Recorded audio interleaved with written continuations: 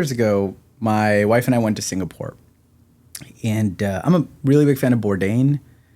And he always recommended this one place in Singapore, this one restaurant. So we went, and we got in line, and what we saw there was kind of stunning because this wasn't so much a restaurant as it was a cubicle with one man standing in there with one wok. And there's a long line of people circling the cubicle. And this man makes just one dish hundreds, maybe thousands of times every single week. Over decades of doing this, he has evolved to be really, really, really good at just this one task. His body seems to have morphed. His arms have gotten strong from just waving around that same heavy bottom wok all day. His upper body seems impervious to heat. His legs can somehow stand for 12 hours on end. This man was more in the zone, locked in, flowing than anyone I've ever seen. It was mesmerizing to watch him. He could reach over and grab exactly 3 thin-cut shallot rings without even needing to look. He knew exactly what he was doing. Every single movement was precise. Every action was so intentional. I've been obsessed with this idea of craft for quite some time now. And I've been feeling like that notion of craft, of picking a thing and getting really, really good at it over time, that idea has really been missing from my industry and from my city.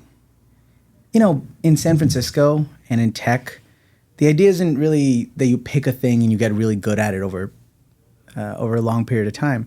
The idea is more that you throw a bunch of stuff at the wall and you try to strike gold as quickly as you can. In San Francisco, the philosophy is the exact opposite of craft. It's the antithesis of craft. And I wanted, for one of the first episodes of this podcast, I wanted to have on somebody that was doing the opposite, that was practicing craft right in the heart of San Francisco. That's how I came across Chef Harrison Cheney. Chef Cheney is 32 years old, and he is the head chef of the 2 Michelin-starred restaurants, Sons and Daughters, in San Francisco. Chef Cheney in 2023 won the Michelin Guide's Young Chef of the Year award. In Sons and Daughters, he took on this restaurant that had been around for 15 years. And within 15 months, he got it to 2 Michelin stars. Chef Cheney was raised by a single mother in England. At 16, he sold his Xbox so he could go work at a fine dining restaurant in London. And that kicked off this period for him of 16 years, about half of his life, spent in fine dining kitchens. Chef Cheney's great hack, the thing that made him one of the greatest chefs of his generation, his great hack was picking a thing and doing it over and over and over again until he was undeniably the best. Chef Cheney is a master practitioner of craft. I could not be more proud to have him on the podcast. With that, please welcome Chef Harrison Cheney. From WeFunder's office on Mission Street in San Francisco, this is Warm Intro.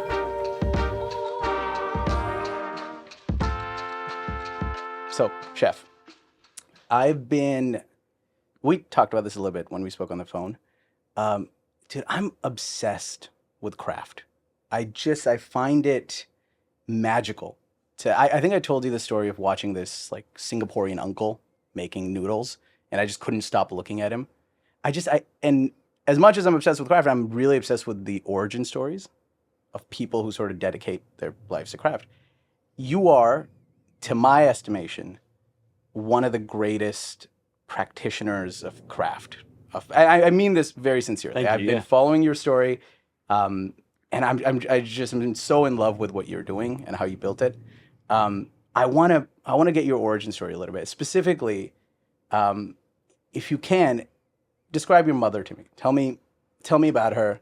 And tell me, at a greater level, maybe the universe that you sort of grew up in. Where does this sort of love of craft come from? Yeah, for sure. She's definitely a massive inspiration. My mum's name's Lee Mason. She's a ceramicist, a jeweler. She's very in the arts and crafts world. And yeah, we kind of moved all over. Family's originally from London, and yeah, we kind of moved all over around a little bit with my dad. He moved around for work. He was a director of a couriering company, so we found that moved us around a little bit, and we ended up. When my parents broke up, my mum was my mum and dad. She's a very, very special lady. Really tried. She was going to college and university when we were like younger and in school. So she was really trying to make a change. She gave up her career for my dad and then kind of refound herself. She was always very much interested in the arts. Went back to, eventually she got a BA and did ceramics. Like that's really what she was focused on and really took off with that, doing a lot of more like home installations and pieces and, she was doing like, male and female bodies, like larger bowls, like little pebbles that were like, just to decorate the home and stuff. And she was doing all this incredible work. She was very, very hands-on. She was very like, supportive of me, doing like, catering at school and, like after school art classes and stuff like that. There was always like, at Christmas I'd be getting like coloring pen, you know what I mean? Or paints and stuff like that.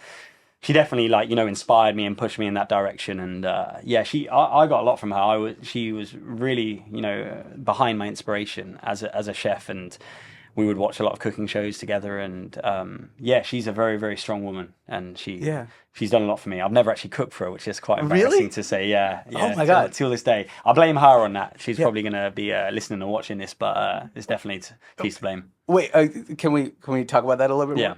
Why is she to blame for this? Because I've invited, I tried to bring her into these restaurants and stuff. It's just hard because she lives in Plymouth, so she lives in the southwest of England, and it's pretty hard for her to get out here. Hopefully she's going to come at the end of the year, so she's definitely going to eat then. But yeah, it's just never really happened. I've always been working at restaurants abroad, even when I was at Gastrologik. It wasn't the easiest thing for her to get to Sweden and Stockholm, and but now hopefully we're going to change that because I've cooked a roast and I've cooked with my mum, but I haven't even physically cooked my mum a dinner. This was not on my notes at all.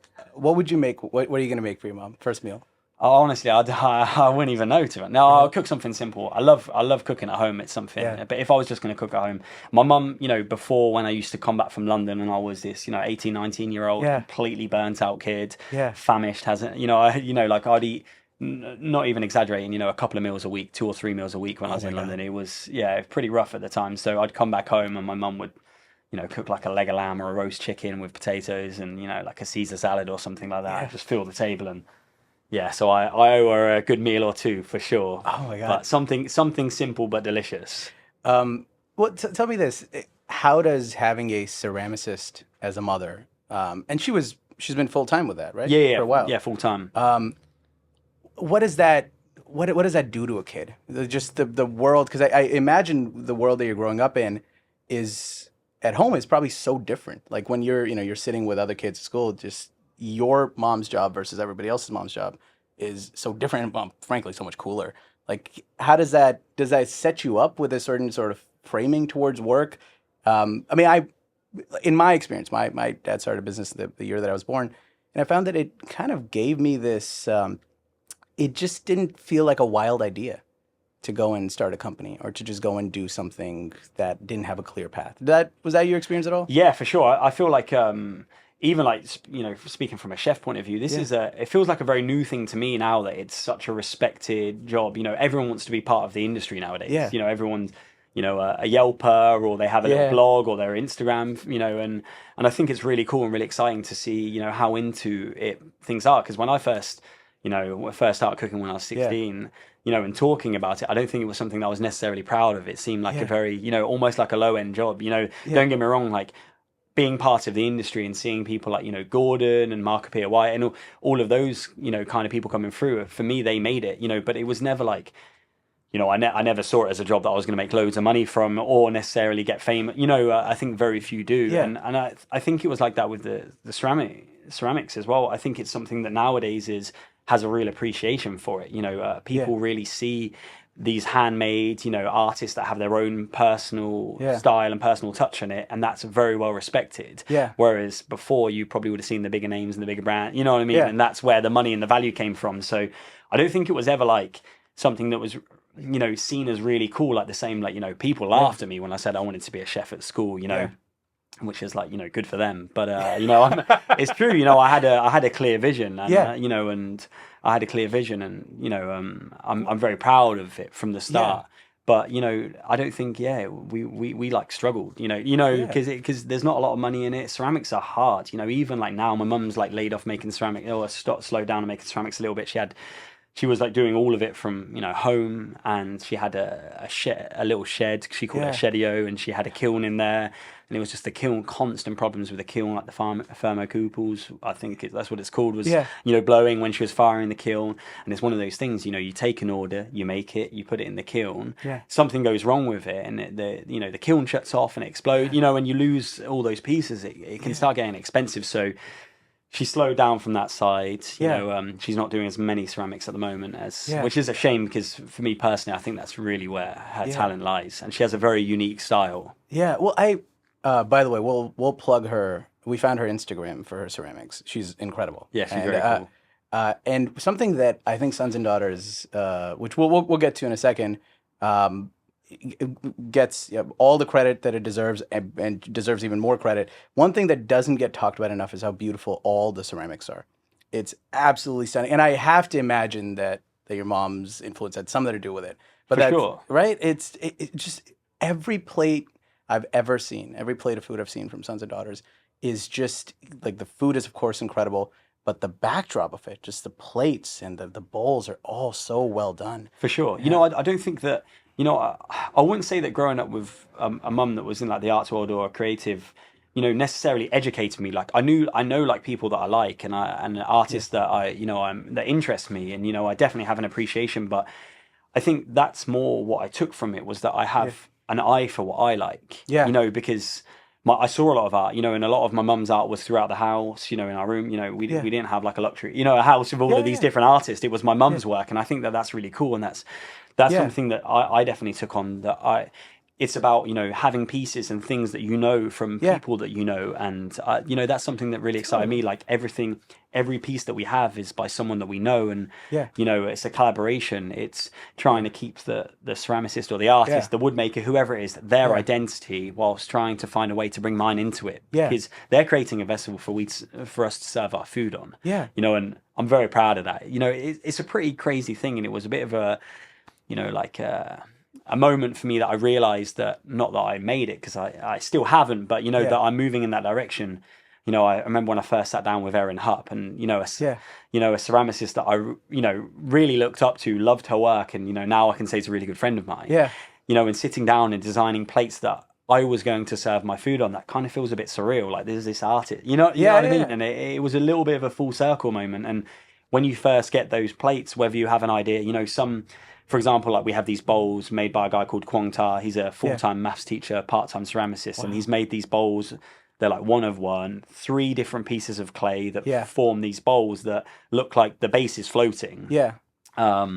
And when we sat down, and that was very specifically for a dish, and it took 3 rounds to get them right, because it had to be completely flat, but then on the base, but then it has this beautiful curvature. And they were like exploding in the kiln. It took some time to figure those out, and and that kind of vessel that when you get it, you're like, I know exactly what's going in this. But the ones that don't, it's almost a bit of a test, because then you have to do the plate. You've created this. Someone spent a hard time on this. It's exactly how I wanted it to be, or maybe not. Maybe it's it's more than what I more how I wanted it to be. And we've had some things turn up, and I've maybe changed a dish for them, and it got even better. Like we got these beautiful little cups from Lilith Rocket, and they were a lot smaller than I thought. Now she's gonna know. I never told her. I never told her if she does watch this, but and I absolutely love them, but they were much smaller than I thought, and we had like small underliners made for them, and tiny little spoons, and that's almost become like the famous vessel for one of our like desserts that changes throughout the seasons, but the actual format of it doesn't change. One thing that this is kind of especially the story about your mom and the kiln, things exploding. So my wife makes ceramics, and one of the most incredible things, she made that painting behind us. Very cool. I think something you touched on there that that really speaks to me is how beautiful of a thing it is to have taste. I mean, to develop it. Taste is not something I think people think of it as something that you're just sort of born with, as opposed to something that's honed and kind of developed. But it's an incredible thing, man. Like I think that's what makes craft so fun to watch. It's because primarily what you're seeing is it's taste plus skill, right? Yeah. Like at play. And they're just it's a beautiful thing that just sort of adds so much color and texture to your life. It's confidence as well, for sure. Yeah, You know, exactly, being yeah. able to say that this is my taste, and whether I'm going to put it on a plate or that is the plate, or whether it's the Yeah. outfit that I'm going to wear today or whatever it is. I think that you have to respect like individuality, and I think that when people are afraid to have that, you know, Yeah. and especially like I think, you know, coming to a city like San Francisco that like no one knew who I was, no one knew who I was Yeah. worldwide. You know what I mean? Like internationally, you know, this was my, you know, it's not like I made a name for myself in Stockholm. You know, I was a head chef in someone else's restaurant, you know, and I didn't get any press, maybe a few posts on Instagram and stuff like that. But like my name has been really built in this city, you know, and coming here and cooking a cuisine that, you know, the city's never seen, you know, New Nordic, it's a very different style. I don't think that was recepted in a, you know, in the 100% in the way that, you know, it is now, when at first people were like, what's this kid doing? Like, who is he? He's come to a restaurant, you know, people wrote about, you know, this guy came in and cooked New Nordic and ruined Sons of, you know what I mean? Like some people, they're welcome to have their opinion. And I think that, you know, and at first I was really questioning, like, am I doing too much? Am I going too far? But, you know, now that the feedback that we get is that my taste or my style is original and unique, and people come there for that. And that's the way it should be, you know? The other thing that, and this actually brings me to one of my favorite stories about your life. Hopefully it's one of mine. It's, I think, you know, a lot of we're around the same age. You have a child, I don't yet. But, you know, all my friends are sort of have young kids or think about it. And they worry a lot about how they haven't made it to the degree that they wanted to by the time they have kids. And I just kind of keep telling them, I'm like, as long as you're providing and you're spending time with your kids, there's nothing better you can do for a child than to have a parent who's struggling, you know, with good struggle. It's a beautiful thing to witness, to watch your parent go out with nothing and make something with their taste and their craft and their professionalism and their skill. It's the greatest life lesson. I mean, you can sit a kid down and tell them whatever you want, but at the end of the day, if you watch your parents toiling and actually working hard, you know, as long as it's actually working out, it's the best life lesson ever. I mean, it instills you with this taste and confidence for the rest of your life. But bringing this back to you, something that I'm fascinated by is the Xbox story. Oh, yeah. Because that links back to the story I was telling you before we started rolling, actually. Exactly. Because without your mother, Lee, and what she taught you, I don't think the Xbox story happens, because I don't even know if you fully appreciate just the balls it took to do what you did. But I'm going to let you tell the story. Tell us the Xbox story. Yeah, I think I told that on stage at Michelin, I think, and I think they included it in an article. So when I was 16, I was working at, you know, a small restaurant in Cornwall, and I was just trying to figure out, you know, I was just finishing college, and we had to do a work placement, you know, and I went to this in Birmingham. I went to this, I can't remember what it was. It was like a food expo or something like that, and there was a guy there called Martin Birch, and he was head chef or executive chef of a 2 Michelin-starred called Watley Manor at the time. And, you know, and I said to him, like, I just went up to him, you know, I'm this, you know, pale, skinny, spotty kid, and I went up to him, you know, like, what do I have to do to work in your kitchen, chef? You know, and he just said, like, it's not about who you are or where you've worked. It's about you wanting it and putting yourself in that position. He was like, I give you my card, reach out. So anyway, we had this work placement, you know, and, you know, everyone at my college were going to, like, you know, local little restaurants or, you know, pubs or whatever it was, you know, and, you know, nothing bad for them, you know, and but for me, I wanted to go to, you know, a Michelin-star restaurant, you know, and it wasn't funded by the college or anything like that. Had you heard about anybody doing this? Not really, like, you know, it wasn't one of those things. But, like, you know, for me, it wasn't like, I never looked at it as like, oh, they're doing that and I'm doing this. Like, I just knew what I wanted to do. Like, it wasn't like, I didn't like gloat. I wasn't like gloating about it or cocky about it at all. It was like, I had a very clear idea of what I wanted to do. And, like, I think I've always known how to achieve what I want to achieve, you know, and I think that's the difference. And so I went to this, you know, obviously it was going to cost money. It was like, you know, £90 in a train. It was like a, how far was it from home? You know, we were living in Cornwall that time, so it's probably about 4.5 hours, something like that. And so I, you know, I sold my Xbox. You know, I needed the money. We didn't have any money at the moment. Like, I haven't really been in a position that family can help me Yeah. and stuff like that. So I was just like, I'm going to sell my Xbox, 16-year-old kid. And I sold it and I bought a train ticket. And one thing I don't really talk about is I actually bought a train ticket, a return for the same day instead of over the 8 days or the 10 days. So on the way back, I actually had like a out of date ticket. Oh my God. So the whole way I'm just like sitting on the back of this train, like calling my mum, like, oh, I hope they don't ticket me. I hope no one checks. Like I have zero money to be able to rectify I'm already this. out of Xboxes. To Yeah, sell. exactly. Yeah, I've got no more Xboxes. I sold the games probably as well. But no, it was Oh my like, God, man. for me, it was like, it was never a choice. Yeah. It was never one of those things. Like I knew exactly, like I said, what I had to do to put myself into the position. And every decision's always paid off. Yeah. Jeez, man. I think that I mean, for there might be some people listening that aren't 16-year-old boys. I don't think anyone that's not a 16-year-old boy can recognize the insane value of an Xbox. Yeah, for sure. I think for sure. It's your entire life's work. It's everything. And so to sell it, I think, I mean, to me, that says so much. Yeah. And there's no Harrison Cheney. There's no sons and daughters if you don't sell that Xbox. Yeah. No, I agree. We've got there's a young kid. I'm not going to mention his name now. I think he's 16. He's either 15 or 16, and he writes me letters from time to time.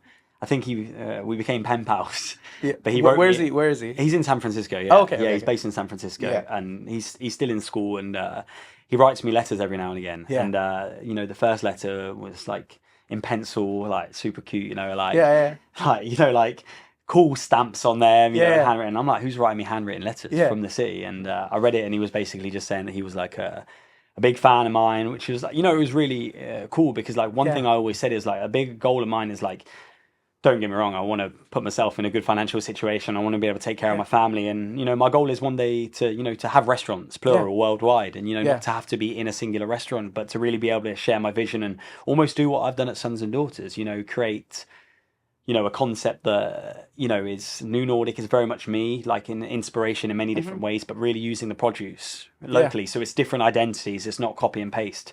But my main goal was always to inspire the future generation, to be that kid that I was 14, 15, 16 years old, reading the Michelin Guide or whatever it is, and thinking I want to work for him. Yeah, like 15, 16, I was reading, definitely. And he wrote me a letter and he asked for like a signed menu and, and I sent him back like, a signed menu and like a little, Sons and Daughters card. With I should have asked for a with a little message on it, and it was really nice, and I gave him a little bit of advice and we've done a little bit backs and forth. He's always asking me for a job and I tell him that, he's a little bit too young at the moment. We've got a very small team, and but I said to him like, if you ever want any advice, come into the restaurant and sit down and have a conversation about where to go and what to do in the future. Like, I would love to take that time because for me, this is why we do this. Yeah.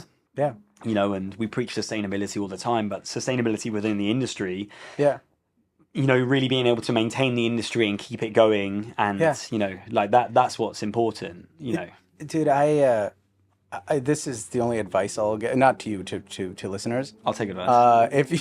If you are 16 years old, write a letter or write an email to a 30-something-year-old founder, chef, whatever that's doing what you're doing. The odds that you get a job out of it are something like 90%. Yeah. The number of 18-year-olds I hired because they would send me a sentimental note. I'm such a and I honestly, I would do it 100 times again. Yeah. It always worked. On one hand, you have a fantastic resume of a person that worked at all the right companies for 20 years. On the other hand, you have a slightly emotional note from a 16-year-old. Yeah. 16-year-olds winning, man, every single sure. time. But that's really beautiful to me because it is, you need these people. You need these entry points. Like, I mean, what the Xbox thing does, as I understand it in your story, to me, it kicks off this incredible period, right? Where you end up working at, eventually at Quince, right? At Gastrologik, Great pronunciation on Gastrologik. Was that good? Yeah, I copied you from earlier. I was going to say it wrong, but then I heard you say it. And honestly, I was very impressed. I wish I didn't say that. You should cut that out. That just go under the radar because I think if Jacob and Anton here back in Sweden, they'll be like, wow, this guy knows. No, dude. If I'd gotten it wrong, we'll fix everything in post. It would have been like a Swedish man saying it perfectly over me. I'm like, when you were at Gastrologik, and then gun back. But it kicks off this incredible period where, what is that, like starting at 16, and you're basically, as I understand it, and tell me if I'm getting part of this wrong, but you're in the greatest kitchens of the world starting from 16, to present day basically.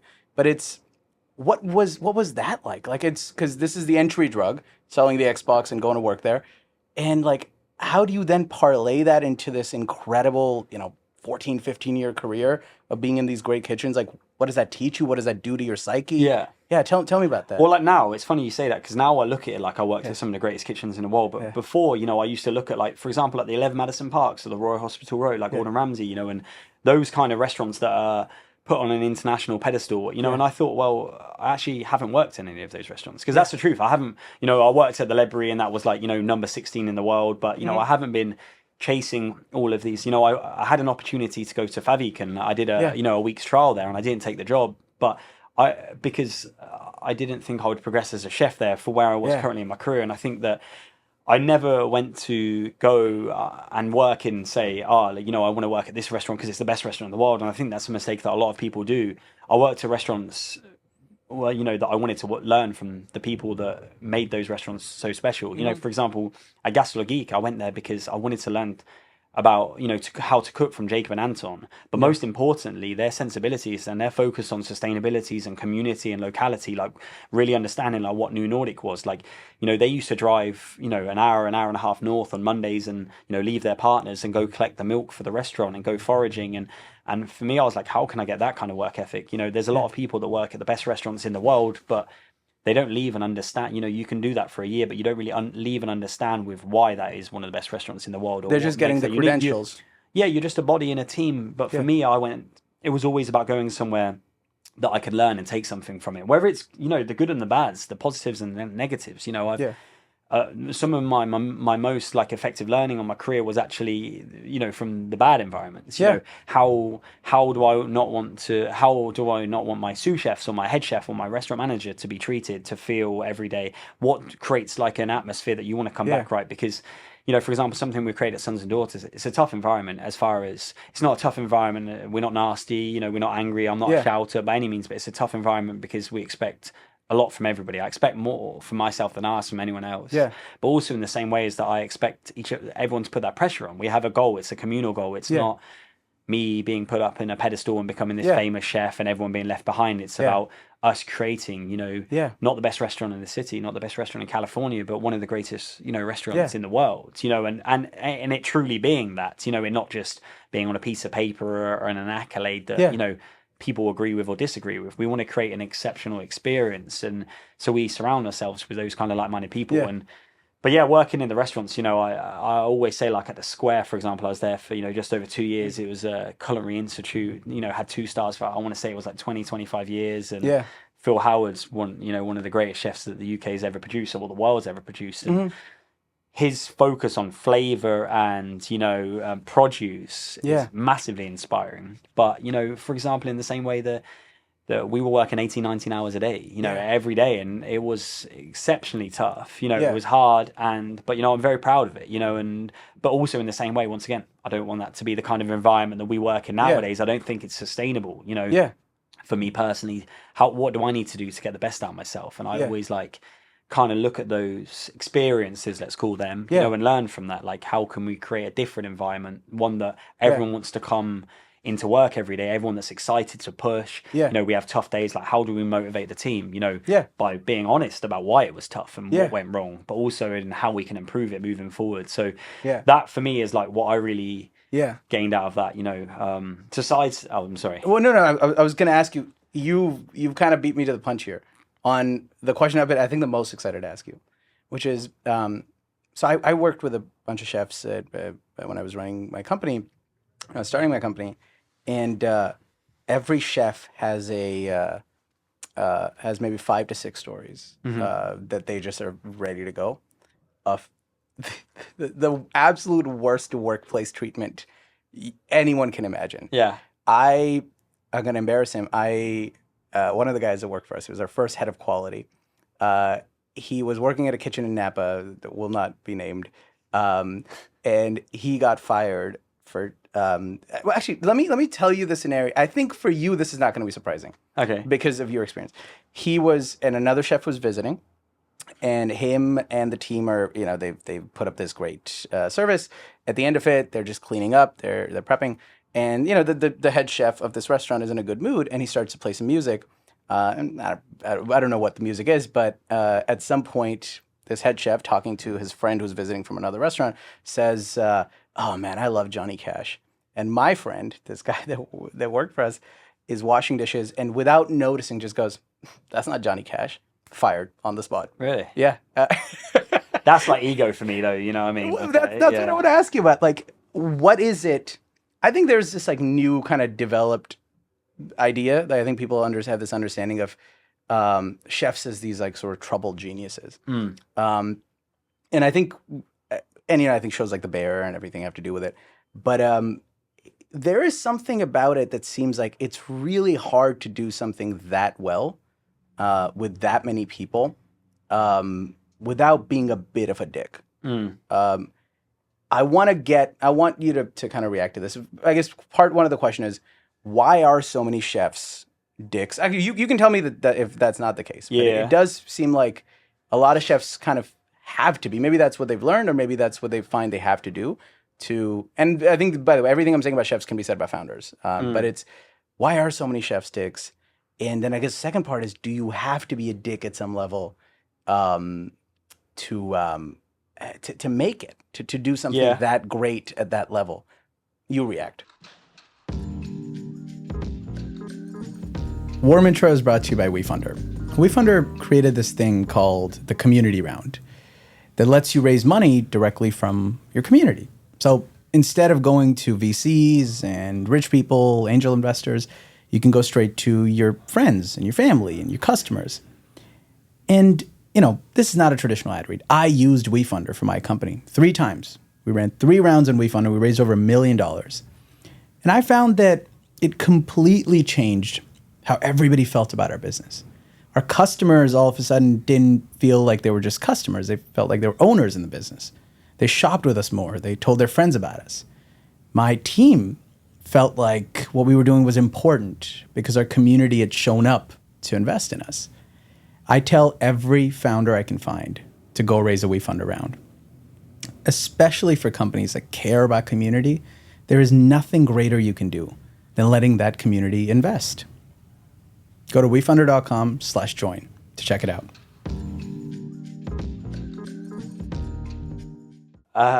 I don't think so, no. You know what I mean? Don't get me wrong, there's probably a lot of people that might think that I'm a dick, and at times, like, I definitely have been, and when in my early 20s, when I was, on the official meet at the square, and the head chef, I'm not going to mention his name, but, he knows who he is. He really wanted us to be that kind of person, and he really wanted us to kind of push that narrative in the kitchen and keep that alive. Yeah. But, dude, it was fucking exhausting, man. Like, on a Friday night when your 2 garnish chefs haven't turned up, and the head chef's on the colds, and you're on the hots, and the sous chef's on the meat garnish, and the junior sous on the fish garnish, and you're struggling to get through it. Like, I got so many stories like that, But for me personally, there is definitely people that don't understand maybe my like management style, and might think that of me, people that maybe haven't lasted at Sons and Daughters, because you have to be up until recently, we've had 5 chefs, and then we had 6 chefs, and now we're 7. So it's a very small team. We have a 23-serving menu. We don't have an AM team. We don't have a PM team. So there's a lot of pressure on everyone for perfection, and it takes a very special kind of person to really be able to last and do what we do in the kitchen. And, some people, they haven't worked out, but for me, I'm very blunt. That's my management style. We create an atmosphere that's very fun and exciting. People, we listen to music, we laugh, we chat. I want to say that we're all friends. You know what I mean? That I genuinely like everyone, but I also make it very clear that the restaurant is the most important thing to me. This is something I've been working on for my last 16 years of my life, over 50% of my life. And if anyone in the restaurant thinks otherwise, then why are they here? Because this is about what we do, and we're sacrificing time at home with our wives, our girlfriends, our boyfriend, whoever it may be, going to concerts and doing all of these things. And we're now in a position that we're working hard for our future, and achieving together. And for example, if we were to achieve 3 Michelin stars, I've got a young guy called Cheney. He's 22 years old. I tell him all the time, he is in a position that he can be in a very similar position like I am, where he's a head chef of a 2-star when he, 26, sous chef, a 3-star when he's 25, because he is that good. but he needs to focus and he needs to put all his energies into his future, which he will, because, but I'm serious, he is different, you know, and I'm very, very grateful to have him. But we have a very good energy, very good atmosphere. We're not a nasty place to work, but also in the same way, if something's wrong, I'm going to tell you, and I'm going to tell you straight away. There's going to be no, you know, weird, you know, feeling in the kitchen or, you know, and stuff like that. Like, I'm going to tell you, and I'm going to tell you very directly that it's not right. That's not how it should be. And if there's a reason for that, I'm going to explain it to you. We're going to explain the science behind it. I'm never going to, if someone breaks a sauce in service, I'm never going to shout and lose it. I'm going to show you how to fix it. If you're continuously doing that, it's going to get frustrating like anyone. But for me, it's like, you know, that I think that it gets in your ego gets in the way of what you can be achieved. Like for me, like to be creative, I need to be I need to be happy and excited, and I can't put myself into a box or force too much. So I always try and make sure, like, you know, if I'm unhappy at work, I'm going to go home and be unhappy, and it's going to affect Leah and Isla, you know, that's going to affect my personal life, and it weighs on me heavily. So I always just try and move past that. But yeah, I think that if you're a dick in your kitchen, then, you know, maybe look at doing a little bit less of that and putting some more energy into your food. And I reckon you could probably achieve like that. That's what I look at. And I look at some very talented chefs that I work with. Yeah. They focus too much on that. Oh, you think it gets in the way? 100%. Your creativity. Maybe, I don't know how many people can be that creative apart from fighters, maybe, you know, that can be that creative when they're angry or frustrated but for me, I feel like it's foggy and cloudy, and, you know, I try to really refrain from like losing it. Like sometimes I don't even feel like, you know, I have that side of me anymore. But yeah, we try and just be very direct and clear to the point. And I think that's why you see so much progression with our restaurant, because there's no, you know, like we're not sarcastic about, oh, you know, that's not good enough, or make sly comments. It's very much like, you know, that's not good enough. It's direct. It's restaurant. I've found and it's not personal. And if you make it personal, then you're making it about you, but it's not about you. It's about the guest. It's about the experience. It's about a team, you know? Yeah. Can we do like a really quick exercise? Because I think a lot of founders are going to listen to this. And a lot of founders, especially first-time founders, really struggle with giving feedback, especially when somebody's older than them. I mean, I was at several points in my company the youngest person at the company, and I was everybody's boss. And I was, I think a lot of founders have that kind of situation and really struggle with giving feedback. And I find that nobody's better, to a fault maybe, at giving feedback than a Michelin-starred chef. I think, can we do this? I just broke a sauce. It's the third sauce I've broken this week. Okay. And I'm working at Sons and Daughters. Can we do a little quick role play here? Yeah, go on. How does it, so I just broke it, and you've noticed me breaking the sauce before I've noticed it, right? Like I'm just frazzled and looking around. What are the set of things? It's fine if it's literally 5 seconds of feedback, but I think this will be very helpful to people. How do I handle it? How would you give me feedback? Can you just leave your jacket and apron in the office? And no, I'm joking. Yeah. No. You know, okay. So let's sidestep. We had a scenario the other day when I was speaking to one of our guys from France. Yes. Amazing cook, come from like, you know, 2-star restaurants. And his goal, when he said to me that he wanted to come work here, I want to work in a restaurant that's really pushing for 3 stars. That's actively there, you know, and we're just essentially just waiting for it to be announced, you know. And, you know, he wanted to come here, and he was so impressed. And I think he's you know, he's a little bit of a nervous person, you know. And, you know, I ask him, hey, how are you looking? This one thing we do, we have one communal list in the kitchen. Everyone kind of has their own jobs on that list, but we have one savory list, and that's a way that it really sets a tone that if one person's not ready, nobody's ready. And, you know, every time I ask him, how are you looking? And he's like, oh, you know, I'm so. And, you know, and he was frying these cristards the other day, and he's like, oh, these cristards have been sending me down all week. Like, I keep going down on these cristards. And I can't pretend like I know what that is. Okay, so a cristard, in the most simple way, we have what's called a cristard iron. It's a handle with like a long metal, you know, steel attachment. And then it's got like a heavy cast iron base on it. Okay. You get them hot, you dip it's a type of pan. It's like it's a mold. Oh, it's a die, you said. Oh, okay, okay, got it. And you basically get them really hot. You dip it into a batter. The batter seals around the mold. Okay. Then you fry it. Oh. And then it slides off because it's set. Okay. So you understand the science behind it. Yes. You understand how to make it. Yes. Very simple. Yeah. And he's like, you know, I'm not looking good for today. I'm like, why are you not looking good for today? It's Friday. And these cristards have been fucking me all day. Yeah. They've been fucking me all week. I'm like, okay, now having a look at it, and I watched him, and I'm like, it's very clear that the iron is not hot enough when you put the into the batter, and therefore it's not setting and it's sticking. Yeah. And then you're taking them off and they're breaking. And I look at it, it's like, oh, we're using the fry now. Before we used a pot to heat them in, which was like a much more, consistent temperature. We are using a fry, but it's a lower temperature. Yeah. As I said to him, and I explained it to him, and we changed it, and it was like perfect straight away. Yeah. And I just said, like, you've been stressing for the past 4 days and it's been going wrong and not working out. But it's just like, sometimes you just need to go back to the basics. And I think that's the thing is, like, sometimes it's like, especially like young cooks, you get frazzled, you get, maybe you're too busy or whatever, and you don't look at the simple things like, why is this not working? For me, like, if I do something once and it's not working, but up until lately, I've been running the pastry station. I do all the pastry mise en place every day, and if say like, I don't know, like a caramel didn't work, I'd be looking at it like, did I take it to the right temperature? This and that, and like always having a look at those things. And it's like, you can't just take for granted, like, I am having an off day and it didn't work. We need to look at it like, as as more of like, a scientific method. Well, let me turn this around to you, because you go through this period of 10 plus years of working in these incredible restaurants. What are the, let's say, top 2 or 3 pieces of feedback you remember getting that you actually still hold? I can. I've got some good ones. Okay, well let's hear him. Gary from the Square. Well, I mentioned his name now. Gary from the Square said to me, was saying that, telling me to get offline. He was like, "You're fucking shit," in a heavy Liverpool accent. He was like, "You're fucking shit." Yeah. And he was like, "You're not good enough to work here. You should go work at Tesco's, which is like, I don't know, our Trader Joe's." And he was like, "And you probably wouldn't fucking be good at that either." That's what he said. Yeah. So what volume was this set at? Was this a yelling situation? Yeah. Or? Oh, for sure. Yeah. He had one volume, high pitch Liverpool accent.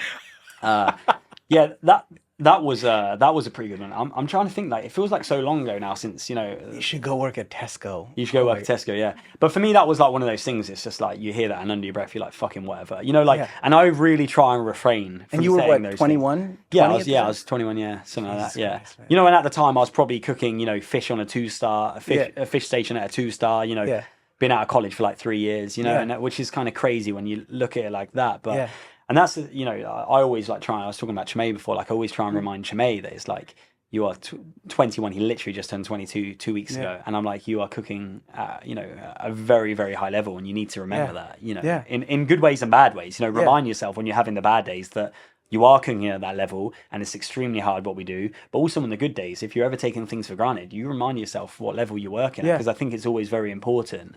Yeah. And so I don't know about other things. Any other Tesco insults come to mind? It could also be good feedback. It could also be things that you still hold on to now that are actually helpful to your craft. Yeah, I don't think good feedback is not something that really can. You get the like the good, like, oh, that was perfectly cooked meat or fish or something like that, and you get those kind of nice things. But yeah, off the top of my head, I can't really. Well, it's so the way that I'm hearing it, right? In the sort of the lasagna of your brain, right? I couldn't think of a more chefy thing, but in the lasagna of your brain, you pick up at this kind of like early love of craft that comes from your mom. You get into these restaurants, and pretty quickly, I get the sense that you get introduced to the idea of excellence, right? And just what it looks like to just bust your ass and just 18, 19-hour days, which I think people hear that and don't think about what that is. An 18, 19-hour day, if you do nothing else but work and sleep, you can still only sleep 5 hours. Yeah. It's madness, right? Yeah. We 3 hours, in all honesty, like not to cut you off, but like 3 hours, 3.5 hours is like kind of max where I was hitting, because it was like, if I left at like, say, if I start at 7, I leave at 6:15, and then you'd get to the restaurant, say like, 10:07, you'd open and stuff like that. And then if I left at 1 o'clock, I'd miss the last train home, and then I'd get home at like 3:30 to leave at 6. If I got the last train home, I'd probably be home around like, 1:30. Yeah. And then by the time you eat, shower, or like 1:30-ish, you'd probably eat, shower and stuff like that. So yeah, it'd be like a 3.5 hours. Well, this was not going to be the question I was going to ask, but now I have to ask. Why? Okay, let me set it up a little bit. I find that there's no profession in the world where there's a bigger difference in how much glamour people perceive it as having. Yeah. And how gritty and grimy and 100% rough it is, right? I would truly cannot imagine anything else. Like it would be like it's whatever people. I've never watched this movie, but I've heard that this is where I think like when people watch The Devil Wears Prada, they're like surprised by, oh yeah, I thought it was a very glamorous thing, and they're getting yelled at. It's that turned up to 10,000 in restaurants, and it's happening a million times a day around the world. Right? Yeah. The question I would have is for a young, deeply ambitious, very talented person, when you're in the thick of it, right? You are 22 years old, 10 years away from anyone trusting you with your own restaurant at the minimum. 4 years into having insults hurled at you every minute of every day.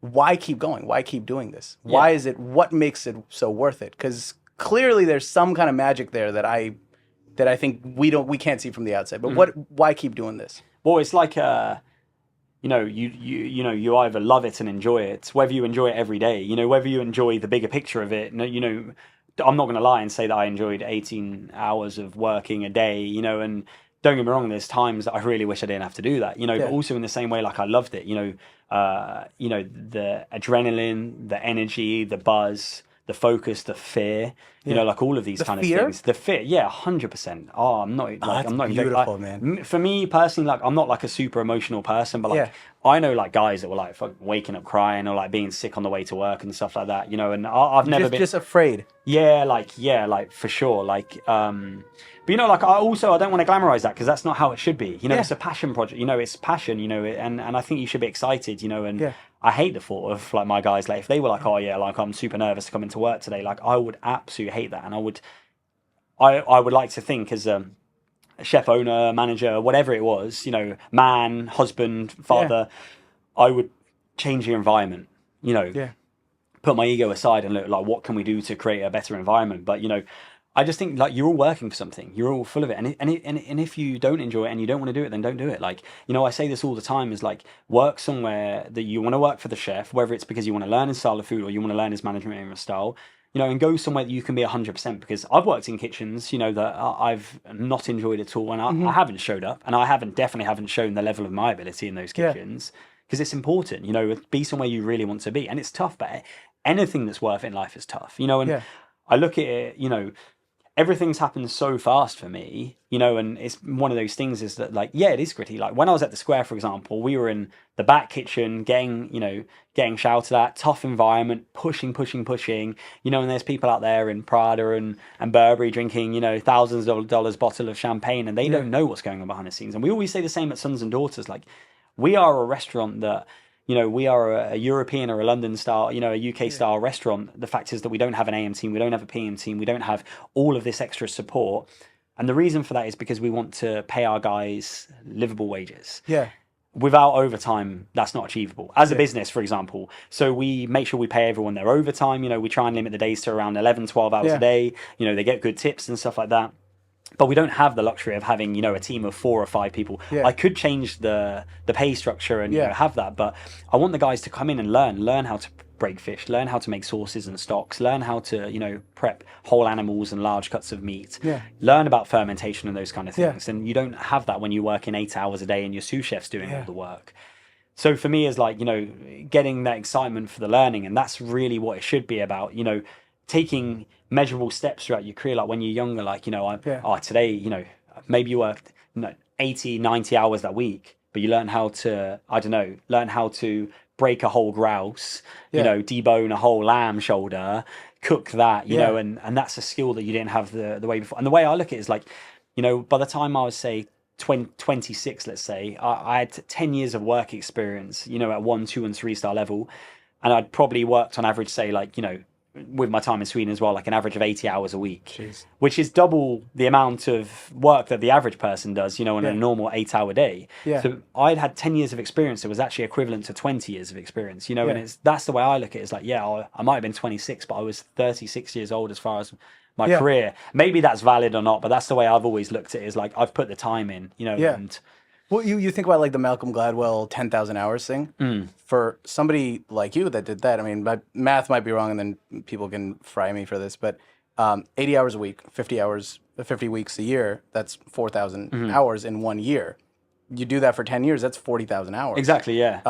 They say 10,000 to be... by the age of 26. Yeah. That's insane. But so you learn you develop this love of craft, and you learn about excellence. You go to Gastrologik, and you develop this I'll let you describe it, but as I understand it, this sort of like appreciation for cooking with the region, cooking with the season, of starting the cooking process at the point of sort of when the plant is planted, right?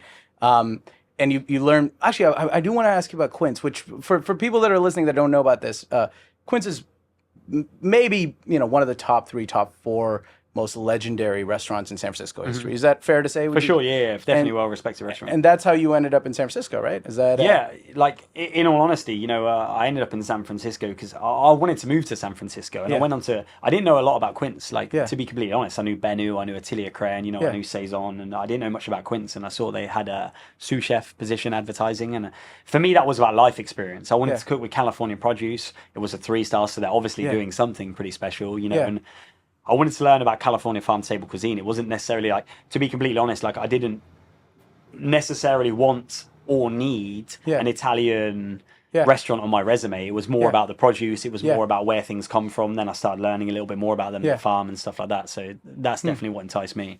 And then you show up at Sons and Daughters. I went back to Gastrologik. Oh, that's right. You go back to Gastrologik, and then you come back to Sons and Daughters. Oh, you come to Sons and Daughters. And you do, and Sons and Daughters at this point, as I remember, because I was in San Francisco around this time, it's I don't know if legacy restaurant is fair to say, but it's this, well known. They had a star already, right? Yeah, 1 star, for 12 years. 1 star, this iconic restaurant, but it's gone through its sort of phases. And you show up and you do something that I don't really fully understand mathematically, which is, was it within 1 year that you made it a 2-star restaurant? Yeah, it was 15 months from the announcement. Yeah, that's announcement of me becoming a chef. To the degree, let's almost make this a playbook for a second for young ambitious chefs. What do you do? What is your day one? Describe day one to me of Sons and Daughters being the new head chef. What do you do? What do you say to the team? How do you even get started with a project like that? Yeah, it was, to be honest, it was a little bit of a strange transition for everyone involved, I think, and I mean that with most respect, but they already had a great chef, and John just won his second Michelin star at Kiln. So now our group, we have 2 stars and a green star, which Teague, the owner that started Sons and Daughters originally, I think, to own 2 restaurants in a city and to have two Michelin star restaurants, I think is absolutely insane. And that just shows the kind of leader and owner that he is. They were, they had a plan for Kiln. They hadn't found a restaurant yet, and so it was kind of, I was coming in to fill a void, or to fill a void that would be. But they hadn't found a space, so it was a little bit of a pressure on John and Juliana to find that restaurant, because now they're paying me and we've got another general manager. So at first it was really just understanding how the restaurant works. I knew that the team wouldn't stay in the kitchen, at least because they would be moving to the new restaurant. So it was a complete real. The entire team was. Leaving? Yeah. Oh my god. Yeah. It was tough for sure. It was tough. And we, one of the chefs stayed, and So anyway, can I ask? Is that common to come into a Michelin star restaurant and have the entire team be leaving and then have to take over? Is that? Yeah, I wouldn't say that was common, to be honest. It was. But also, it was something that was spoken about, and it was a great opportunity for me. Like, it was, in all honesty, it was the best opportunity for me. I wanted to create my own team and people that chose to work for me, because that's what's important. And I wanted to. We started from scratch. At the time, I wished that we could have closed the restaurant and reopened. And reopened with a new shiny menu and plates and stuff. But I learned a lot about myself, and I learned a lot about my creative process and me as a manager. So we basically, after a few months, so after a month or 2, I started putting dishes on the menu. So it was one of his dishes off, one of my dishes on. So I really wanted to make sure that it was cohesive and that people weren't feeling like, people were still paying, $229 plus service charge and tax and all of those things. So it was an extremely expensive meal. We probably rounded off to close to, just over $300. And it was one of those things that we were constantly, changing a dish. And so it had to be somewhere in between where I wanted it to be and where it currently was.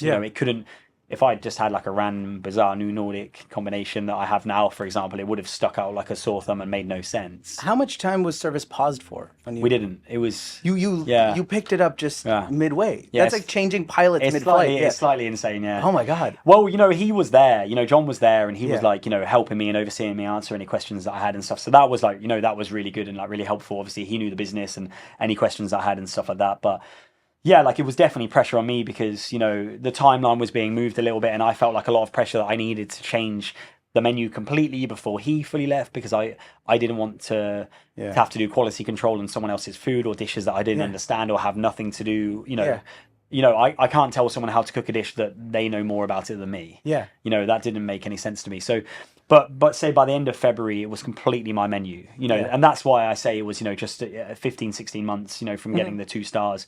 It was announced in mid-January, and then by the end of February, it was like completely my menu. And then when that happened, that was when we were like, at the time I was like, wow, this menu, I never want to change it. I was so proud of it. I look back on it now and I wouldn't put, any of those dishes on it. Yeah, it was like, it's like, I think like anyone that progresses and anyone that's ambitious, like you look back at work from, I look back at things from 6 months ago. We progressed that fast that, things change. This is a critical concept. If you don't look back at your work and feel deeply embarrassed, you're not progressing. Exactly, for sure. You should be humiliated by your professor. 100%. Yeah, 100%.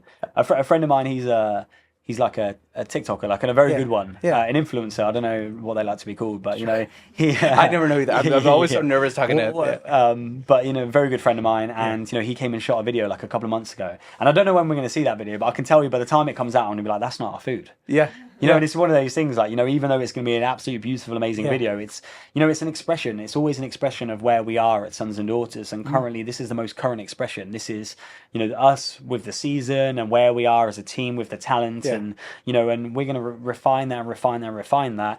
And it won't be recognizable in 3 months, not only because it will be winter, but also because we hopefully would have progressed. And if, if we don't, then obviously that's, something that we need to look at. But yeah, so anyway, and it was just like a continuous thing. Then I built my own team, and when the final person of the pre-existing team left, that was for me when it was like really like that was in October of the first year. That we were like, okay, now we're really running because it was people that I'd hired that had bought into what we were as a restaurant, the new concept, the new Nordic inspiration, really refining everything and stuff like that. So that was powerful, I think. If you don't mind, I'd love to just spend 3 to 4 hours on just stars, just Michelin stars for a second, or for 3 or 4 hours. I find there is no award in any profession that comes close to the level of influence and impact that a star does for chefs. Yeah. I actually think that pound for pound, it's more valuable than winning an Oscar as an actor. Yeah. I genuinely, what would I know about being an actor? But that's my hunch. That I just think it, and I have a million questions about it. First, if you don't mind, I'd love to just hear that day that you found out that you had won a 2nd star. Oh, yeah. What was that? Just run me through the day. Who did you call first? What did you do? How did that feel? Just tell me everything. So it was at the Ritz in Half Moon Bay. Okay. And my wife and I, we went to This is the ceremony, the Michelin ceremony. Yeah, exactly, the ceremony. So now you don't find out, or like very few people do. I wish you could find out before. Like, I really wish you could find out before because I think it would make the Michelin ceremony a lot more of a pleasant place to be because I think that you have a room. Because you're not... like I don't drink alcohol as well and I go to these things completely sober and then there's all these, chefs that are really nervous, in anticipation, which anticipation is one of the worst feelings, for me personally, I think. I don't deal with it very well. And just people that are like, they want to see their peers. They want to see these people that they look up to or they work alongside or whatever it is. But in the reality, it's like you don't want to have conversations with anyone because you're so nervous about what's about to happen. Yeah. But we stayed at the Ritz for like 2 nights before, which was like super nice, like a little getaway. And we woke up that morning and went for a walk and a diner and sat on the beach. And To be completely honest, I thought it was going to happen. Yeah. I have a very strong mindset of this year's the year, and this is the year of getting 3 stars, whether no one expected it or whether, you know what I mean, whatever it is, that is my mindset that it's going to happen and we're going to work for it. And if it doesn't, it didn't, you know what I mean? And then we deal with that and focus on that then. But I don't want to be the kind of person that's like, oh yeah, it could happen, if we, it's like, no, we work for that. That's our goal. And if it doesn't happen, we're adults and we know what we're doing and what we're capable of. So, we got changed and everything, went down to the ceremony, and that was probably really awkward. And we, I remember it was incredible. I watched, I rewatched it on the YouTube video recently, actually, just before the Michelin Gala, just because I wanted to kind of relive it. And Aubergine got called up before, and then the guy was like, hey, he was like, oh, maybe we should bring someone else to the stage. Let's call them siblings.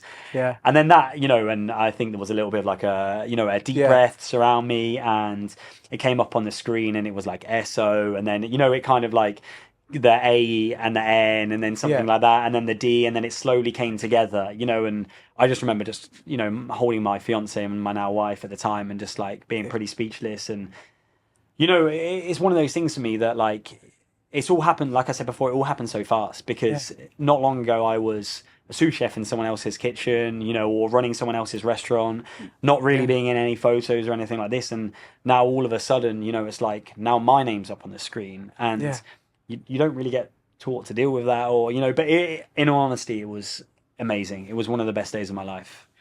How much time, let's try to be precise, how much time passed between you selling your Xbox and you standing up on a Michelin stage to get your second star? Probably 14 years, I think. That's fucking crazy, man. Yeah, but for you that sounds like a short amount of time. For me it sounds like a very long time, because the whole way through my career I've been like, almost like looking at people that are younger than me achieving, and I remember like when I was, probably at 23, 24 in London, and I was, there was a guy and he was like head chef at a 2-star when he was like 21, 22, and I used to look and be like, how's that guy doing that? And I wasn't doing that. Like, I'm not, but like, and I used to always get offered like sous chef positions and not take them because I was like so focused on being like, present and learning that and I'm like, okay, well, I'm making these decisions actively not to take those kind of roles. But also as well, like you follow up with these people that achieve like when they're super, super young, and very few of them take that anywhere because they're burnt out, the pressure's too much, they stunt their growth and their education. And for me, that wasn't going to be the case. Like, I feel like not that I left it too late,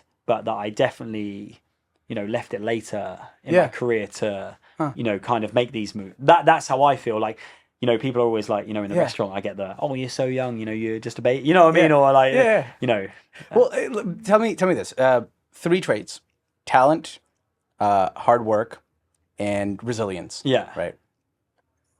If I'm a person, if I'm a 16-year-old, if I'm the 16-year-old writing you letters, right? Like, and I'm trying to get to 2 Michelin stars, I'm trying to be Harrison Cheney. What is the ranking of those 3 things? Resilience is 100% first. Really? Yeah. 100%. Would talent be last?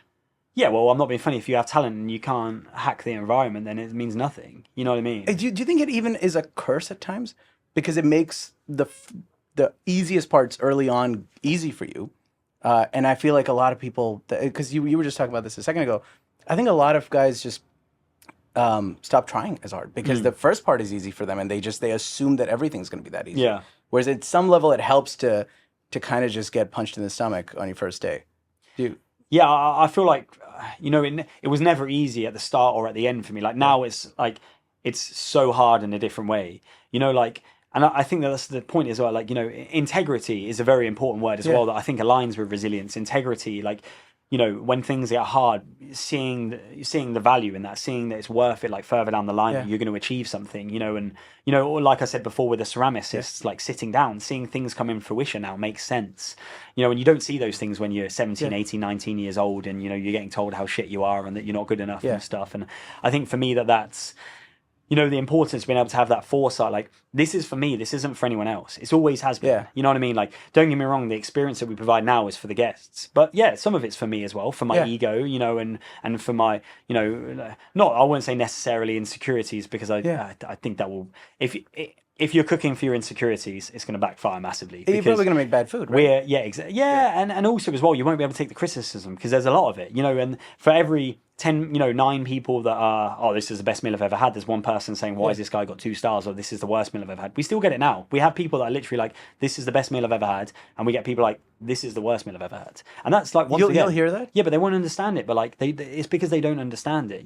It's maturity. Like, maturity is going to an art gallery, a concert, a fine dining tasting menu restaurant, because you're not going to a fine dining restaurant, a tasting menu restaurant, because you want to eat. Yeah. You're going there because you're seeing the chef's personality and expression on the menu. Yeah. You're not choosing. If you want to choose, go to an a la carte restaurant. Yeah. And do your research before you go to these kind of restaurants. Yeah. Because like I am mature enough to have an experience. Like, I love modern art. I can go to the MoMA and hate 70% of it. Yeah. And be like, back to taste. Yeah. I really enjoyed that. Yeah. My taste, that's my selection. I see the skill, I see the effort, or maybe I don't, because sometimes modern art, that's one that's a little bit of a different subject. But there's like, well, there's not really that much skill in it. It's perception, and they've sold a story. Yeah. Whereas normally at these kind of restaurants, like the 2-star restaurants, there is a level of skill that nobody can replicate at home. And you've never seen that before and done that before, and being able to walk away from that and being like, well, you're touching on something. Sorry if I sidestepped. No. This is my favorite thing to talk about. It's one of, I think, America's worst contributions to generally. I think America has done wonders for business and even for cooking and all this. But one of the worst contributions is this idea, and I please feel free to disagree with me on this.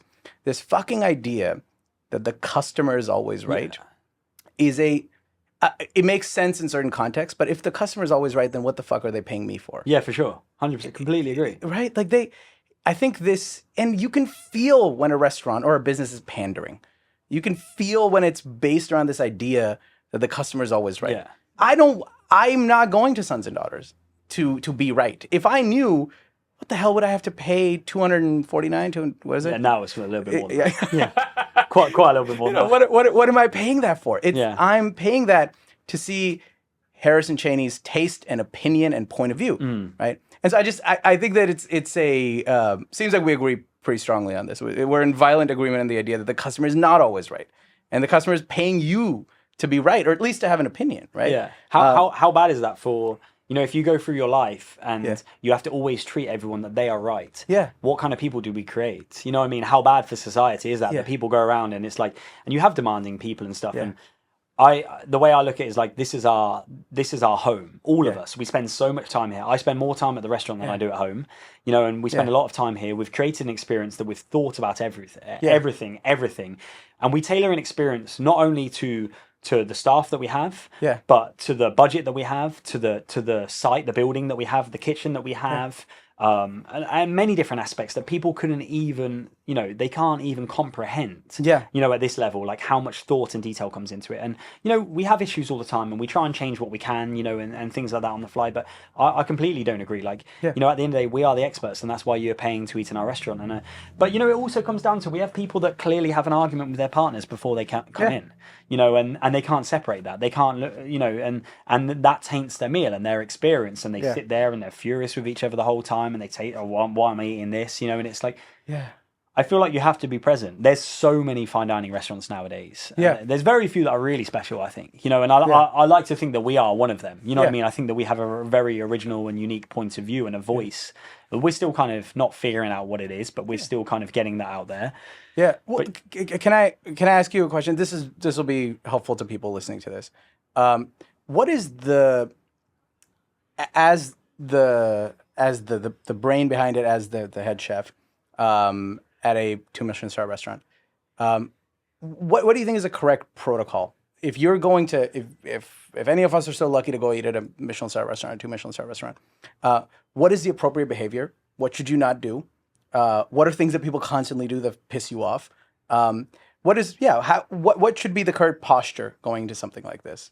I think just be like respectful, and firstly be on time. People being late, people being late to the restaurant is something that actually does upset me and the team quite a lot, because we work extremely hard to be on time for service and to plan everything out, and we have 7 tables in our main dining room. And to make our business successful, we need to turn a certain amount of those tables. Yeah. And firstly, that isn't, anyone else's business. That's not another guest's business. What we need to do to make our, and we don't need to tell them about that. But when you book a reservation at a restaurant, especially like a tasting menu restaurant, we give you all the information you need. The amount of time it's going to take, the fact that we need the table back, whether we do or not, and please be on time. We have a 15-minute grace period. I want everybody to have the opportunity to eat at the restaurant. I want everyone to have the opportunity to eat my food, and sometimes we have to turn people away, but if they are really, really late, and we very, very rarely we've had to do that, but we have had to do it. But I just think be respectful, and be respectful of the experience. Relax. Yeah. We're going to look after you. We've planned it. We know you're coming. We know if you have allergies or if you're celebrating or any of these things, and we have a plan for you. And it's like, don't be nervous about the experience. Don't be intimidated, because people are we get it. I saw it on a guest literally last night. It was very apparent when they came that they were either intimidated or nervous, and hopefully we, release that from them straight away, and ease them into it. But, we have people that come, and it's their first Michelin experience, and I wouldn't necessarily say that we're probably the go-to first. I wouldn't say that we're the go-to first Michelin experience. Well, how come? Just because we are quite different. The food's very. It's it's you're not gonna maybe go somewhere a little bit safer. But we are it's very high on acidity. Very high, a little bit funky, different flavors and stuff like that maybe you haven't seen before. And but we've also had people that it's their first time and they've absolutely blown away by it. You know, and then we've set the standard. Maybe we've set the bar a little bit too high. But just enjoy it, and be present. The most important thing is be present. I'm not being funny. It's one of those things. It's I think there's something so beautiful about sitting in a restaurant, and we get some solos that just come in and sit in. They look up at the kitchen and they see everything moving around them, and it's an experience in itself. But if you're sitting there and sending every single photo of what you're taking to all your friends and stuff, and constantly on social media and stuff like that, then it's just go for dinner. Have you considered just outlawing phones? I actually have thought about that, for our new concept, but I don't think that. I don't know if that's something that we can do. I think maybe if we were well round, and we had no, because at the end of the day, you don't want to take the, we don't want to take people's choices, people's choices away, and then there's emergencies, and what happens if I have an emergency and I've got kids at home, and you know what I mean? It's one of those things, and it's I've moved past the fact that people are going to take terrible photos of foods. How nervous should somebody be about not being able to pronounce something at a restaurant? Or what is the correct? This is more of a question for the serving staff, but how many attempts should I take at trying to pronounce a dish before I just go this one? Well, you don't get a choice, so that's not something that you need to worry about. Oh, that's right. This is a tasting menu. Yeah. But who cares? Yeah. Honestly, who cares if people say things wrong all the time? People freak out about it. Yeah. It's the number one thing people freak out about going to a nice restaurant. Yeah, for sure. What are you going to pronounce? I do. I'm not being funny. I do it all the time. Yeah. Yeah, I do it all the time. But also as well, who cares? Yeah. You know what I mean? What's someone going to do? Oh no, it's actually this. I had it before. I was in Dubai with my friend, and he was like, "Oh, can I get Estrella? Or the beer, Estrella." Yeah. And that, that's how he says it where he lives in England. Yeah. If he goes to a pub, he said, "Can I get an Estrella?" Yeah. And he's like, "Oh, it's actually Estrella." It's who the fuck are you? I didn't ask. I ordered a beer. You know what I mean? It's it doesn't need to be that weird. In that case, the customer is right. Yeah. Yeah, exactly. In that kind of situation, you should never belittle anyone. But also, it's I just think it's relaxing. It should be an educational experience. That's how we as humans learn, by putting ourselves out of our comfort zones, but also not talking down to guests and not belittling anyone or being patronizing, because I think that that's something that you definitely can get in the higher 2-3 star restaurants, or even 1 stars. Can I test this thing that I do when I anytime I've been lucky to go to a really nice restaurant? My wife and I do this thing, and tell me this is a good idea. We will plan to get pizza afterwards, or we might even eat a little bit before we go in. Oh yeah, because I want to be able to experience it at the level of of culinary experimentation and expression. I don't want to go in there to fill up. Because I find, and tell me if this is not the right approach, because I just feel like I want to be able to see it as art, not as nourishment. Is that a good approach? Yeah, I completely agree, and I just think if you're going to a tasting menu to be extremely full, then you probably had the wrong agenda in mind when you made that decision. And I think you should leave full and feel like you got your money's worth. But for me personally, I think being over full is not luxurious. Yeah, I think that feeling of if you go to a 2-star restaurant and your wife's dressed up all beautiful and she's wearing a nice dress and you're wearing a suit, you don't want to feel uncomfortable in that. You don't want to feel like you need a walk before you get the ride home or whatever. And for me, that's something that we take into account a lot. Every single plate, not only that it's not too big, but that we leave in the guests wanting more, because I feel like you should always want that one more bite. Yeah. If you've had enough of that course, then we failed with that one. And I think that it should always be we should leave you hanging that one more bite. And I think that that's a good idea. I think that you should go and you should leave and feel comfortable. And whether and feel that you got your money's worth throughout the experience, the food, the experience, everything, the wine. But you should also feel good about yourself, and that's something we're not like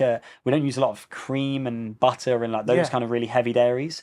So like I feel like people are always full, but they feel like healthy and good when they leave, and that's important to me. Well, it's very funny to me when I hear somebody that classic. I think people are more aware now.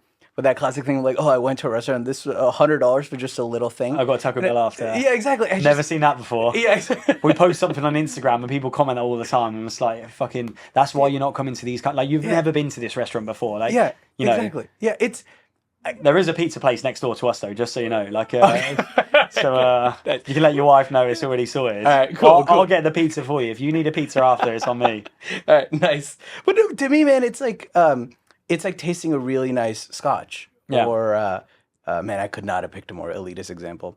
But it's like tasting a really nice wine or a really nice scotch and be like, it didn't even get me fucked up. And that's not what it's trying to do. It is it's a very different thing. You're judging a fish by its ability to climb a tree. Like, it's to say you're getting it wrong. I think so. I don't know, but I love hearing you talk about this stuff. Now, Just quickly, yeah, please. This is you can cut this up. This is just something funny. When you said the fish climb a tree, I watched a video the other day. And it was this guy getting all aggressive. It was a podcast. It was an interview. It was no jumper. You know what I mean? Like, And this guy is like, he's threatening him. He's like, you want to go outside? Let's fucking fight. Like, I have you now. And he goes, I'm not a fighter. I will fight you, but we're going to play a match of tennis after. Because it's the exact same thing. Yeah. And it is so, like, it's so true. It's like, you can beat me in a fight, fair enough. But I'm going to beat you in a match of tennis after. And we're going to have the same amount of male pride walking away from this. Because that's like what it comes down to. Yeah. That's exactly it. It's well, now I want to bring this back to you, and I think like to the best of your ability here, tell me, what is it that you're doing at Sons and Daughters, as such that like what is the Harrison Cheney doctrine? What are you trying to do? To what degree do you think you're accomplishing it? Yeah, what is your philosophy of food? What is your philosophy of restaurants?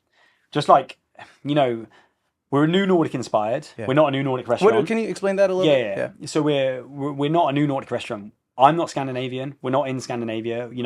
I'm not trying to claim that I created this or started this. We take the inspiration, and what is New Nordic? Like New Nordic is, really, it was a movement that started in the early 2000s by a group of guys, mainly led by René Redzepi, and, really taking everything that they have in the land, building a sense of community, seasonality, like, so really knowing when things come into season, using everything and not wasting it. Very modern techniques, but also as well, like relying on the ancestors, like taking, using preservation. So like burying vegetables in the root cellar to, use them for later in the year. Like, maybe different techniques that, aren't so common. We hear a lot about fermentation and pickling, but what about like salting, smoking, drying, even freezing? You know what I mean? Like, that's definitely a very common thing, like freezing berries when they're in season to use like later in the year and stuff like that. And, like taking that kind of inspiration, which in many ways, is parallel to the California farm to table, movement that was started, using everything from around you and not wasting everything, and and really trying to build relationships, something I think we've been very, very successful in. Just at the start of it, we've built relationships. Now we have people that are raising ducks for us. We have someone that goes out on a boat and catches the halibut and the black cod directly for us. We have these tiny little bay shrimps coming from Oregon that no one else can use, because we've built a relationship, and a guy that's going out and getting them from bycatch is like sending them to us, like all of these little things that take time, but like we're just continuously focusing on that, but really trying to take all of that and then just cook delicious food, I think the narrative that was really pushed when I first started was like how my age was making us different. I'm like, it's not my fucking age that's making us different. It's you can't my taste career. The chef's age. Exactly. You know what I mean? It's it's my career that's different. It's like I've very carefully chosen each role in each, restaurant that I've worked in, to be this person and to take a little bit of everything, like I said at the start, taking the good and the bad and all of these things and taking it as an inspiration and really putting me on a plate. And, over the past, say 6 months or so, we've actually put quite a lot of like English influence into the menu, and that's something that I was a little bit hesitant, but it came very naturally. It wasn't forced, not trying to be like an ultra new Nordic restaurant that, and I'm really testing people and pushing the boundaries. Don't get me wrong. There is definitely things that, that people may hear and be like, oh, that's weird. Like we have two of our regulars, Derek and Rebecca, and they came right at the start, when I was talking before about the transition, and it was some of John's dishes and some of mine. So they had like one or two of my very first dishes on the menu up until now, and they come probably once every 6 weeks or so, and they've eaten 25 times or something like that, and they've seen the progression. Yeah. And like we talk about it all the time, and Derek, for me, was a very important part of me growing as a chef, because we had a scallop dish that was on the menu for a year. And I said to him... This was your dish? Yeah, one of my dishes, and one of it was the last dish I put on my first menu. And we had that dish on the menu for a year, and I was so scared to change it. Like, honestly, everyone loved it, the best scallop dish they've had, blah, blah, blah, all of these things, and I thought to myself, like, why would I change a dish that's like people love? Yeah. And I said to him one day, do you still enjoy, everything's changed, do you still enjoy the scallop dish? And he was like, in all honesty, Harrison, I'd like to see what else you could do. And that really hit me and resonated with me. Like, why am I keeping something on for safety? That's not in my personality or nature at all. So I always think about that comment, and we spoke about it very recently. They came in the night, it was a night or two before the Michelin Guide this year, and we were like talking about it, and they were saying that they were so impressed with like how far we've become and the changes that have been made. And I'm, and it comes back to like having those kind of conversations about not being safe. We're constantly evolving and progressing. So Sons and Daughters, where it is today, or 3 months ago, or 6 months ago, is not where it's going to be in 3 months from now. Man, I constantly evolving. Well, one thing that this touches on a lot for me. I'm a very big fan of Bob Dylan. Always have been, and it's sort of two things that you said here that just I think reminded me so much of what I love about Dylan. One being this idea of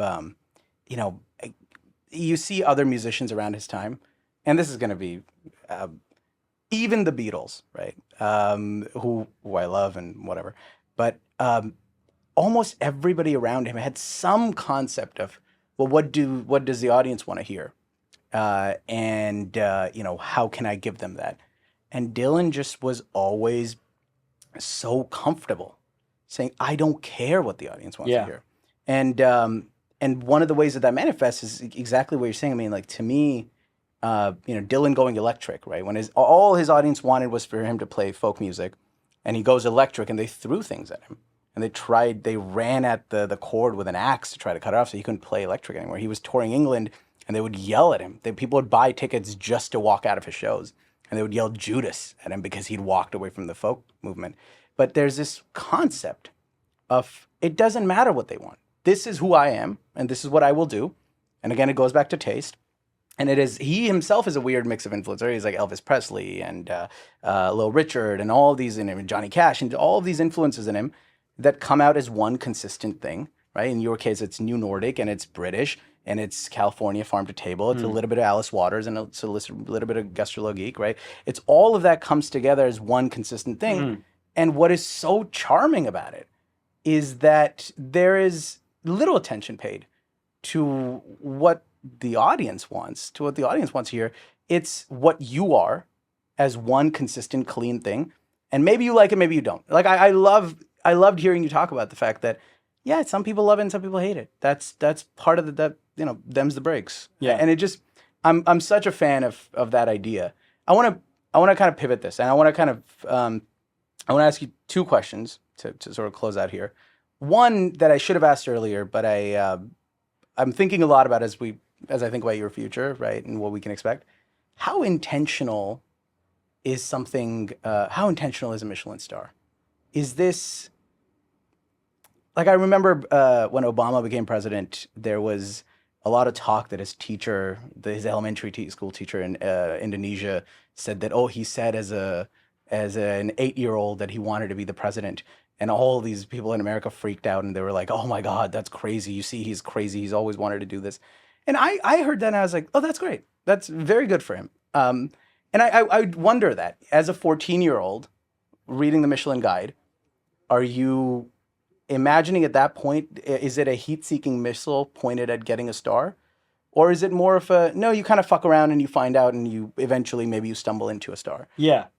You know, I always said, you know, like I always, when the small reality of us potentially getting our third star this year, like a lot of my friends were like, you said from day one that you were going to be a 3-star chef. Like I've always said it. I've always said like, not that I want 3 stars. One day I'm going to be a 3-star chef. That's inevitable. You know what I mean? Like it's going to happen. Inevitable. You know, unless Michelin sees this and I'm like, nah, fuck that guy. He's not going to get it. No, I'm joking. But you know what I mean? Like I see it as inevitable because I'm going to work for it. Like but I'm going to do that by being true to myself. Like I think that you achieve what you can't. My success is not based on Michelin stars. My success is like every day, like seeing happy guests, people enjoying working for me, people really want to be there. There's many different aspects, but you can't improve just to get Michelin stars. They're extremely important. Don't get me wrong, and I think it's a guide. You know what I mean? It's an accolade, but you don't get you get it by achieving, and by developing and doing things. So we definitely, for example, we're moving into a new space later this year, and we definitely, say, for example, like, we could do this to make us more of a 3-star. But at the end of the day, like, it comes from personality. I don't think they want us to fit in a mold. They want us to do what is right for us. And when we're at final form and when they see that for us, then it will, it'll come. So I don't think anyone should. It's a lot less about the Michelin stars now than it was. Yeah. Because before I was focused on Michelin stars and before I was focused on working in Michelin star restaurants, now I'm focused on, sorry, pardon me, we doing whatever we need to. Yeah. To get to the next level. And do you worry a little bit about? You kind of already answered this, but I know you're going to win a 3rd star, and I wonder what that moment's going to be like. It's got to be similar to Edmund Hillary standing on top of Mount Everest, being like, "Well, now what?" Do you think that there's going to be this small, maybe crisis is too hard a word, but the small moment of confusion? Yeah, probably. Like, I think there's definitely that, it doesn't matter what you achieve. I think when you achieve it, like, it's always like, oh, okay, what next kind of thing. But, I think a lot of people look at it wrong. It's like getting 3 stars is the highest accolade you can get. But that's not the end of it that's not the end of sons and daughters progression or my career by any means. That's just another accolade. You know what I mean? It's like being like, oh, I won an Oscar, I'm not going to act anymore. Or, I'm not going to try and act anymore. You know what I mean? It's just like, I want to win it the following year and the following year. And when I don't anymore, then I'm not going to be doing that, and I think that's the thing is like a lot of people ask me like, oh, if you get 3 stars, this year would have been 3 in 3 years. Like what would happen then? And it's like, there's a famous interview with Mark White and he talks about him having 3 stars and Gordon having 2. And he says, it's 2 different stories. With me, I've got my 3 stars. I'm defending. Gordon's got his 2 stars. He's attacking to get his 3rd. Yeah. Completely wrong idea. Yeah. You are attacking every single year to get your 3rd star because it's not something you win, and then you have it forever. You haven't arrived. You can say that you've won your 3rd Michelin star, but, losing it, I think is a bigger deal than winning it in many aspects because you haven't upheld the standard. Like, it's almost like a commitment, and I think that when you get, we're not going to slow down by any means when we get our 3rd. I think it will give us more exposure. It will definitely put more pressure on us, but we're going to keep inventing, and refining, and yeah, it could come in 1 year, it could come in 5 years. Like, so it's like, why plan to stop then? Yeah, you know what I mean? It's natural progression, and I think that's important. But a lot of restaurants do. They hold on to it, they defend, they look at their menu and think, oh, we can't change too much because this is what we got. But no, it's like, if we get 3 stars, like the same when we got 2 stars, we got 2 stars for changing our menu constantly with the season. That's my philosophy. Yeah, and I'm not going to change that for any guide or accolades. You know. I want it to be authentic, you know? It feels like if, in my analogy, if you're Edmund Hillary and you've just climbed Mount Everest, your next step, I think, would be go back down and climb it faster. Yeah, my life's not going to change. I'm going to go back in and I'll be picking herbs and rolling bullet dough the next day, you know what I mean? And stressing out because I'm in a meeting and got to come back out to take the bread out of the oven or something like that, you know what I mean? It's like, it's not going to change too much, I'm very young still. I mean, I'm young in age, but young in career. I've been running a restaurant like this. It's been it's 3 years since I joined in October. It's 2.5 years. Yeah. 2.5 years that I've been running this restaurant. And I'm still learning a lot about myself, about management, about, building relationships and maintaining relationships, about staffing and how to treat the staff and stuff. So for me, there's a lot to learn, but when the day comes that I'm not going to be in the kitchen inventing every day, that responsibility will either be passed to my chef de cuisine or my executive chef or whatever it is, or, you know, I'll step away, but I don't want to be that guy in 15 years that's claiming that I'm still the chef of the restaurant and I'm spending the evenings at home with my wife, you know? Yeah. Well, that's the most beautiful thing about this, man. And I have a final question for you. But the most beautiful thing, just as if I could give you, not even a compliment, just kind of, I'm grateful that you're here right now, because we're getting to see somebody that's ascendant, and you're climbing, and you've achieved something big. But I just love seeing raw ambition. I think it was Elvis Presley said, he said ambition is a dream. Elvis. He said it's a dream with a V12 engine. Oh yeah. And it's just a beautiful thing to be around, man. I want to end with this. I kind of want to end where I started. You have a daughter now, Yeah. 4, right? Yeah, 4, nearly 5.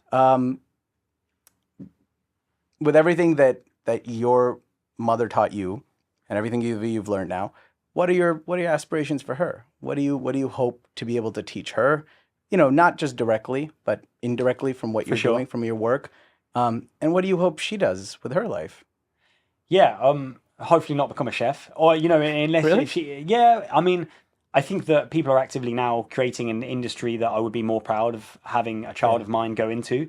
But whatever she wants to do, and just really support that, really support the dream from the start, you know. And I mean, like, I've had some really hard times when I've been struggling to pay rent each month and stuff like that, and I'm looking at how it's starting to pay off now. And I think that that's just something that I'm championing a little bit more, is that if you have a goal and a dream, like, keep working for it, because I'm not being funny. Like, I could go and be executive chef of Facebook or something like that, you know what I mean? And triple my salary overnight. You know, I've been offered some pretty crazy salaries, you know, but just really sticking to what, you know, what's the point of doing that when you go home and feel unfulfilled? Like, I feel fulfilled every day. I have a different kind of energy, and, you know, and I just want her to be very confident in the decisions that she makes, also that they might be the wrong ones, you know what I mean? And just really coming through with it. And I just think that I'm not good at a lot of things. I've tried a lot of things, you know, and I'm not good at them, you know, and I pick up things and I drop them and whatever. Like, I do it less so in my adult life, you know, because I have a lot less time. But this is something that I've done nothing else, you know. And I remember when I was 18 years old and I was working at Textra and I was sitting on Oxford Street staring at Selfridges, and, you know, I was in the middle of a, you know, 18-hour shift, probably slept, you know, 15 hours in the past week. And I called my mum and I was like, you know, I'm broken. I can't do this anymore. Like, seriously, like, you know, and I was just like, I need to do something else. And she said, what are you going to do? And I said, I'm going to work at Selfridges. I'm going to go and sell clothes.